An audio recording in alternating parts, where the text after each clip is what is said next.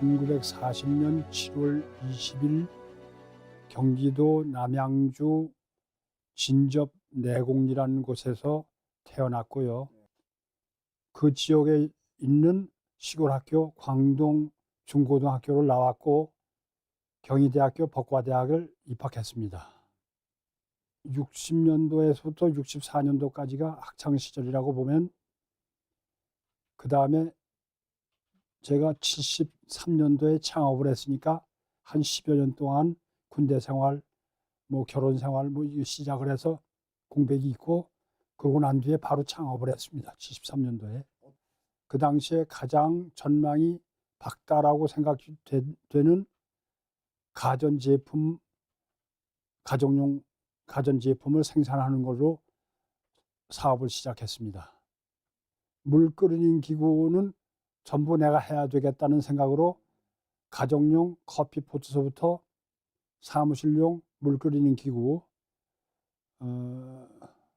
그리고 전기 다리미, 주로 가정주부들이 쓰는 소형 가전제품을 만드는 걸로 사업을 했습니다.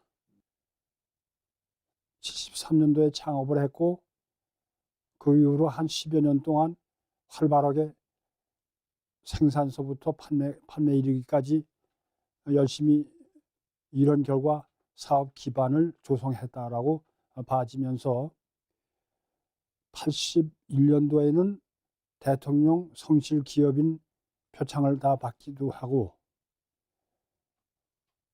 꽤 기업 기반이 한 10여 년 사이에 조성이 됐다라고 봐져서 그때부터는 편안한 상태에서 제조업을 부단하게 지속을 해서 심지어는 중국 시장까지도 공략을 하고 해외에 많은 물건을 내보내는, 수출을 하는 그런 기업으로 성장을 했습니다. 기업은 소기업이었었어요. 연 매출이 한 4, 50억 그 정도로 소규모였습니다. 그 사업을, 제가 해오던 사업을 장조카, 큰형님의 큰아들인 장조카한테 승계를 시켰는데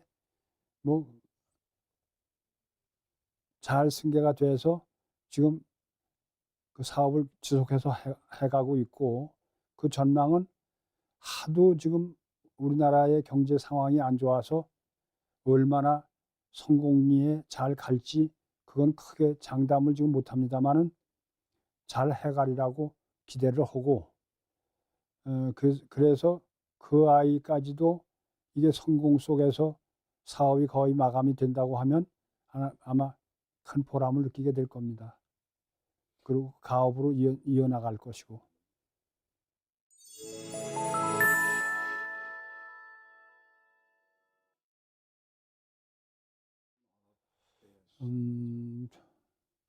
늘 지금 살아오면서 자랑스럽게 얘기를 하는 부분인데, 당연히 사람을 고용했으면 월급을 줘야 되고, 또 내가 만드는 제품을 만들기 위해서 납품을 받았다고 그러면 당연히 그 대금은 지불해야 되는 일을 했으면서도 자랑스럽게 여긴 거는 창업 이후 제가 문을 닫는 폐업까지 과정에서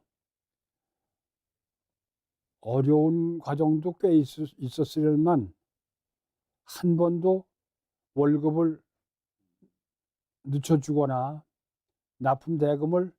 이달엔 납품 대금을 못 준다든지 좀 미뤄달라든지 하는 사정 안 하고 약속된 날짜에 정확하게 지켰다고 하는 부분은 당연히 해야 되는 부분인데도 불구하고, 그 당시에 사업하는 그 상황이 얼마나 안 좋았었는지 그 당연히 해야 되는 그 일을 한 것을 가지고 늘 사람들이 모이면 자랑스럽게 칭송을 해왔었습니다.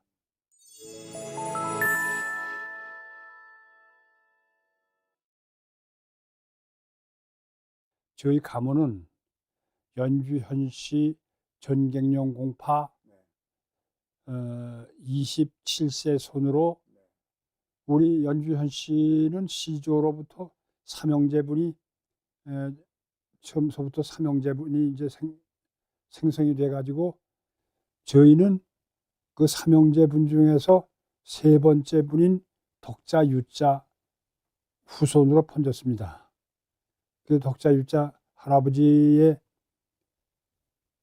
후손으로 전 6세에서 저희 파가 전갱룡파로 이름이 지어졌고, 전갱룡 그 우파라고, 그 함자가, 그 할아버지의 함자가 우자가 돼서 우파라고 되는데, 그 큰 집은 찬송공파라고 해서 석자교자 할아버지가 계시고, 큰 댁이라고 이제 저희는 얘기를 하는데, 저희는 이제 그 동생 집안으로 작은 집 쪽이 되죠. 전갱룡파가.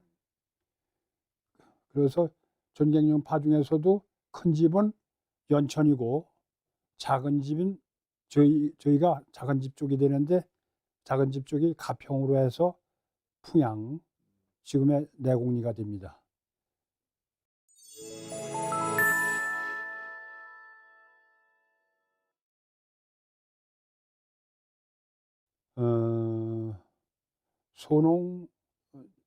소농인으로 그냥 농촌에서 젊은 시절을 보내셨죠. 건강이 좋으셔서 짤막한 에피소드라고 하면, 남양주내에서 면대항 체육대회가 있을 때 그 진접에 소재하고 있는 중고등학교가 제가 졸업한 광동 중고등학교인데, 광동 중고등학교 교장이 그날 체육대회에 참석을 못하셔서 대신 교장 대행으로 출전을 하실 분을 물색하던 중에 저희 아버님을 물색했다고 그러는데, 그때 이미 연세가 75세가 되셨다고 그러죠. 그런데 그 연세에 각급 단체장 경주대회에 이제 그 지역 중고등학교 대표로 참석을 하셔가지고 달리기를 하시는데, 하여간 면민들이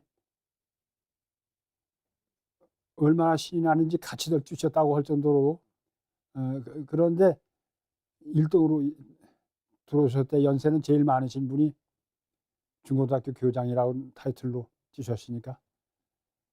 그랬었던 그 건강에 대한 자부심, 그게 크게 우리 형제들한테는 작용을 했고, 그 후손들은 지금 제 조카들까지도 다들 자부하는 것이, 우리는 장사 집안이니까 체력에 관한 한은 늘 걱정할 게 없다라고 그렇게 자부를 하고 살아왔습니다.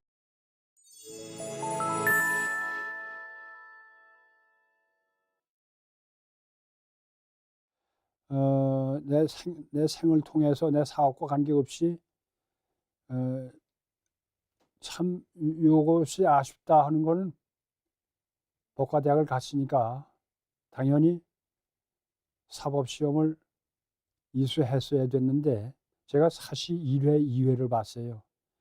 사시 1회 때의 대표주자라고 하면 지금도 기억들이 되는 이건계, 그 사람이 사시 1회 출신이었었어요.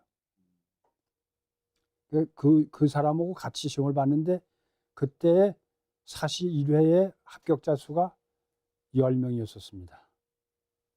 그 10명 중에 당연히 안 돼서 그걸 실패했고, 시험 2번 보고 실패를 했는데, 2번 보고 안 된 그 순간의 마음이, 또 봐서 안 되면 내 인생은 뭐가 되나, 그런 걱정 때문에 그걸 지속한다는 자신을 못 가졌어요. 그래서 빨리 직업 선택을 해야 되겠구나. 이거 하다가 내가 그만 망하지, 내 인생. 40이 돼도 패스를 못하면 그 인생 못 했으나 하는 생각 때문에 시험을 포기했어요. 근데 그 시험 포기하는 바람에 시험을 그만 돌파를 못했는데, 그 못한 것이 그 이후로 고등고시 합격자 발표하는 날마다 직장 생활을 지속할 수가 없을 만큼 괴로워서 조퇴를 해야 되는 그런 상황까지 가더라고요. 책방에 합격자 발표하는 날 책방에 가서 제일 먼저 들춰지는 게 고시계고 다른 책은 눈에 들어오지도 않아요. 그러고 모범 답안 다시 읽어보게 되고 이번엔 무슨 문제가 나왔던가 하는 생각을 하게 됐으니까 그 인생 참 그 비참함이 말도 못하죠.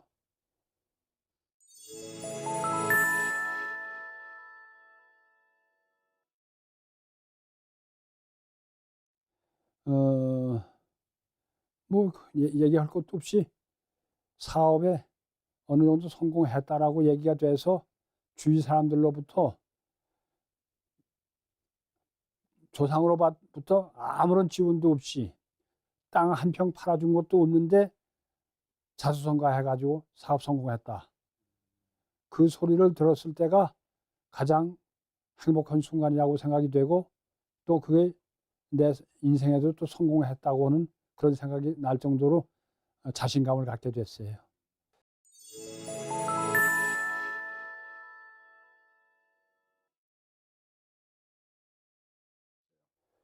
그래요. 가훈은 제가 어려서부터 조상으로부터 가훈을 받은 게 없었고 가훈이 있으면 좋겠다는 생각은 했었는데 얼른 내가 가업을 성공한 것도 아닌데 무슨 가훈까지 생각을 하나 그런 겸손한 생각으로 그걸 감히 생각을 못하다가 큰 딸아이가 중학교 1학년이 되니까 담임선생으로부터 가훈을 써오라고 하는 그 숙제를 받더라고요.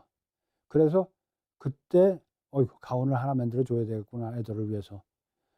그래서 그걸 그 큰아이는 표현을 못했고 둘째 아이한테 그 가훈을 써줬는데 지금 그걸 설명하자고는 사랑할 줄 알고 책임질 줄 알며 성취의 기쁨으로 살자. 그게 우리 아이들한테 물려준 가훈이에요. 사랑할 줄 알고라고 하는 이 사랑에는 지금 흔히들 얘기하는 남녀 간의 사랑, 그런 사랑의 의미가 아니고 여기서 사랑은 그 대상이 이 지구상에 존재하고 있는 어떤 물질도 심지어는 굴러다니는 조그만 자갈들도 필요에 의해서 이게 생겼을 테니 의미 없이 굴러다니는 발길로 차이민을 당하는 그런 물질로 봐서는 안 되고 이게 무슨 의미가 있길래 이 지구상에 이게 굴러다니까 그런 애정 어린 눈으로 관심을 가지고 보라고 하는 뜻으로 사랑할 줄 알고라고 했고 책임질 줄 안다는 얘기는 네가 이 지구상에 태어났다고 한다면 네가 한 말, 네가 한 행동 어떤 것 하나도 무책임하게 그냥 지나칠 게 없다는 생각으로 책임감을 가지라는 뜻이다.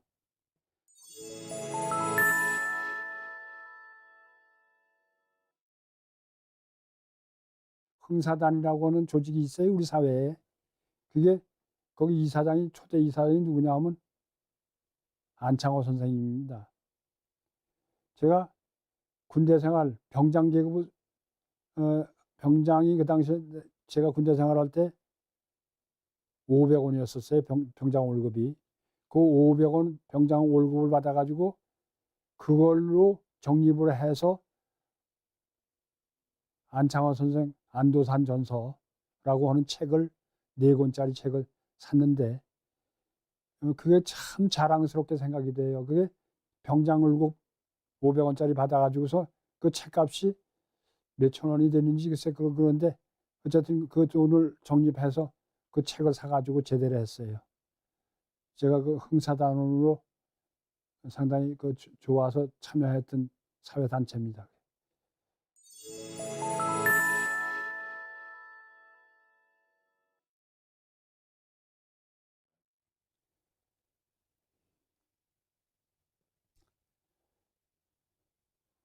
대종의 그 작은 기금 그것에 훼손시키지 않고 또 우리 대종의 회원들로부터 어떤 지탄받을 그런 처신한 것 없이 깨끗하게 끝났다고 하는 그런 자부심을 가질 때 참 정말 보람을 느꼈습니다. 성공했다고.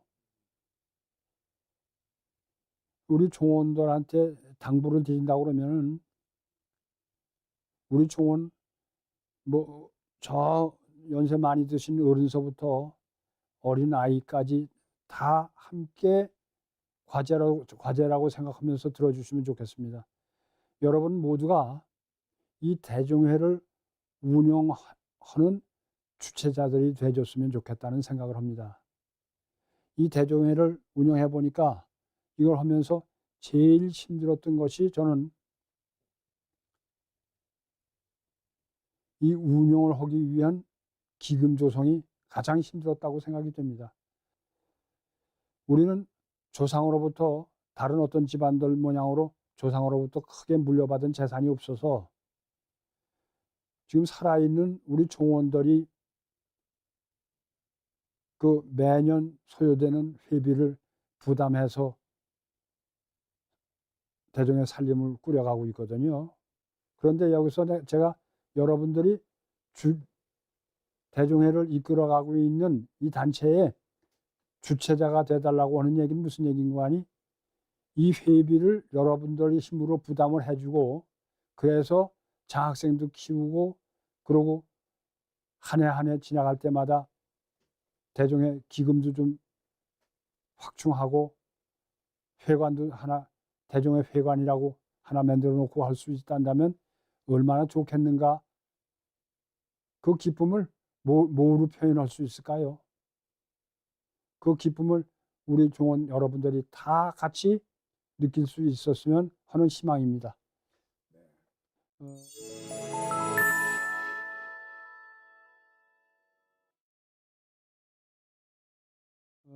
제 처는 대학 입학년도가 저하고 같았습니다. 60년이 60학번이었었으니까 그 사람은 성균관대학교 약학대학에 60학번으로 입학을 했고 나는 경희대학교 법과대학에 60학번으로 입학을 했습니다. 그런데 졸업 연도는 비슷했지만 졸업 후에 취업을 해서 돈 벌기로 한 것은 약사가 먼저가 되겠죠. 그 약사가 약국을 경영하면서 결혼 전에 이미 사업을 하는 사람이 됐고 약학사로서 저는 그 이후로 근 10여 년 동안을 시간을 경과하고 난 뒤에 창업을 했으니까 그 창업을 할 때에 약국 돈을 가지고 창업을 했어요. 그 이제 그 고마웠던 거는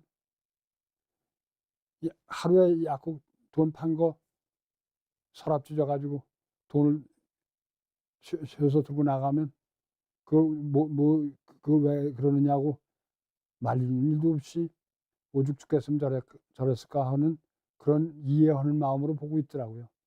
그렇게 하면서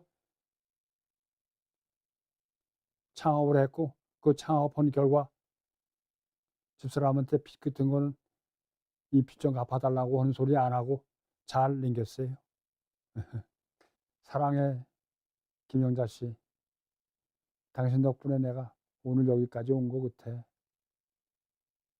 그러고 큰애 현날이 너 그동안에 엄마 간병 아버지 간병 하느라고 고생 많이 했다. 너 없으면 어떻게 견뎠었을지 참 암담하다. 고맙다. 네 딸 더군다나 경희대 한의대까지 가서 지금 사랑을 지금 받고 있는데 그는 내 소망으로는 30 근처에 의학 박사 자격을 받을 수 있으면 참 좋겠다. 둘째 딸 지금 대학 교수하고 있는 놈. 너 지금 눈이 제일 네 신체 중에서 제일 취약한 부분인데 그 눈 신약이 빨리 나와서 그 약으로 네 눈 고칠 수 있으면 참 다행으로 생각하고 뭐 지금 열심히 하고 있는데 그렇게 너무 시간 다툼까지 해가면서 그렇게까지 할 필요 없이 그냥 추근추근 해도 네가 목표로 삼고 있는 그거 해낼 수 있을 거야. 크게 걱정하지 말고 저 어느 정도 건강 있을 때 아버지 곁으로 와서 아버지하고 남은 문제 해결하자. 크게 걱정하지 말고. 또 셋째 딸, 너 지금 뒤늦게 너 40살에 낳았으니까 뒤늦게 아기를 낳았다고 봐야지. 결혼은 29살에 하고 아기는 40살에 낳는 게 뭐냐. 어쨌든 그렇게라도 해서 그놈이 생겼는 민주, 우리 광민주, 민주 지금 자라는 모습을 보면 뭐 30전에 박사학위 받는 거 그거 문제가 안 될 거고, 그럼 지금 그 영리한 모습을 보면 난 그놈한테 큰 기대를 걸어. 그 아버지가 남겨놓은 재산 가지고 그놈들 박사학위 받고 하는데 다 밑거름이 됐으면 좋겠다. 건강들 하자.